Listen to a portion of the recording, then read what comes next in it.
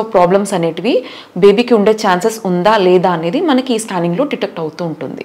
So యూజువల్గా semen analysis చేస్తూ ఉంటారు కదా మేము వచ్చిన అందరికీ. సో వాళ్ళకి టెస్ట్ చేసినప్పుడు లో కౌంట్ ఆర్ వాళ్ళకి అబ్సెంట్ అయి ఉండొచ్చు. సో వాళ్ళకి ఎలాంటి ట్రీట్మెంట్స్ ఉంటాయి మ్యామ్? సో నార్మల్గా సెమెన్ అనాలిసిస్ బట్టి మనకి ఈజీగా అంటే లైక్ ఒక్క బేసిక్ టెస్ట్లోనే మనకి ట్రీట్మెంట్ అనేది డిసైడ్ చేసుకోవచ్చు. యూజువల్గా మనకి 3 మోడ్స్ ఆఫ్ ట్రీట్మెంట్ ఉంటుంది: న్యాచురల్, ఐయుఐ, ఐవిఎఫ్. సో న్యాచురల్కి మనకు మినిమం కౌంట్ వచ్చేసి 15 million. So around 10 to 12 million ఉందనుకోండి, వాళ్ళకి ఐయుఐ ప్రిఫర్ చేస్తాం. కౌంట్ అనేది చాలా తక్కువ ఉంది అనుకోండి, లైక్ లెస్ దాన్ 8 మిలియన్, కొంతమందికి లెస్ దాన్ 5 మిలియన్, కొంతమందికి ఆల్మోస్ట్ 1 మిలియన్ కంటే తక్కువ, కొంతమందికి 0 కౌంట్ ఉంటుంది. సో అలాంటి వాళ్ళకి యూజువల్లీ ఐవిఎఫ్ అనేది సజెస్ట్ చేస్తాం. సో ఈ కౌంట్ అనేది తగ్గడానికి మెయిన్ రీజన్స్ వచ్చేసి ఫస్ట్ ఒకటి ఏజ్, ఓకేనా. బట్ ఫిమేల్తో కంపేర్ చేస్తే మేల్కి మనకి 40 years దాటినా కూడా కౌంట్ అనేది డ్రాస్టిక్గా తగ్గదు. But one of the factor ఏంటి కౌంట్ తగ్గడానికి? ఒకటి ఫస్ట్ ఏజ్. సెకండ్ రీజన్స్ వచ్చేసి వాళ్ళకి addictions, alcohol, continuous alcohol consumption కానివ్వండి, స్మోకింగ్, ఈ హ్యాబిట్స్ ఉన్నప్పటికీ కూడా మనకి కౌంట్ అనేది తగ్గే ఛాన్సెస్ అనేటివి ఉంటుంది. Not only count, sperm quality కూడా తగ్గే ఛాన్సెస్ ఉంటుంది. థర్డ్ రీజన్ వచ్చేసి ఒబెసిటీ. ఒబెసిటీ అంటే ఏంటి అంటే అధికంగా బరువు ఉండడం.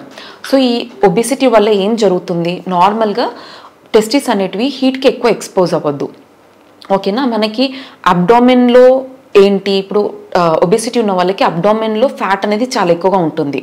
సో ఈ ఫ్యాట్ ఎక్కువ ఉండడం వల్ల హీట్ అనేది ఎక్కువగా ప్రొడ్యూస్ అవుతూ ఉంటుంది. అండ్ నాట్ ఓన్లీ అబ్డోమెన్ కాకుండా మనకి టెస్టిస్ చుట్టూ కూడా ఒక ప్యాడ్ ఆఫ్ ఫ్యాట్ ఉంటుంది. సో ఈ ఒబెసిటీ ఉన్న వాళ్ళకి ఏం జరుగుతుంది అంటే ప్యాడ్ ఆఫ్ ఫ్యాట్ అనేది థిక్గా ఉంటుంది. సో దీనివల్ల కూడా ఎక్కువ హీట్ జనరేట్ అవుతూ ఉంటుంది. ఈ ఎక్కువ హీట్ జనరేట్ అవ్వడం వల్ల మనకి టెస్టిస్ లోపల ఉన్న సెమినిఫెరస్ ట్యూబుల్స్ అంటారు. సో దానికి డ్యామేజ్ అయ్యి మనకి స్పర్మ్స్ ప్రొడక్షన్ అనేది తగ్గుతూ ఉంటుంది. ఇది ఒక reason. And next other reasons వచ్చేసి మనకి వారికోజిల్ అంటారు. వారికోజిల్ అంటే ఏంటి, ఇది టెస్టిస్ లోపల బ్లడ్ వెసల్స్ ఉంటాయి. సో ఈ బ్లడ్ వెసల్స్ అనేటివి చాలా డైలేట్, మందంగా తయారవ్వడం వల్ల కూడా మనకి హీట్ అనేది చాలా అధికంగా జనరేట్ అవుతూ ఉంటుంది. సో హీట్ ఎక్కువ ఉండడం వల్ల కూడా మనకి ఉత్పత్తి అనేది తగ్గుతూ ఉంటుంది. అండ్ కొన్ని కండిషన్స్, చిన్నప్పుడే కొంతమందికి మమ్స్ వస్తూ ఉంటుంది, ఇన్ఫెక్షన్స్, టీబీ, మమ్స్ ఇలాంటివి. సో దీనివల్ల ఏం జరుగుతుంది అంటే మనకి ఎక్కడైతే ప్రొడక్షన్ అవుతుందో ఆ టెస్టిస్ లోపల ఆ ట్యూబుల్స్ అనేటివి మొత్తం ఫైబ్రోసిస్ అవుతూ ఉంటుంది అనమాట. ఆ ట్యూబ్స్ అనేటివి డ్యామేజ్ అవ్వడం వల్ల మనకి ప్రొడక్షన్ అనేది తగ్గుతూ ఉంటుంది. అండ్ ఒక పాయింట్లో మనకి 0 కౌంట్ అనేది కూడా చూస్తూ ఉంటాం. అండ్ అదర్ రేర్ కాజెస్ ఏంటి అంటే మనకి పొల్యూషన్ అనమాట.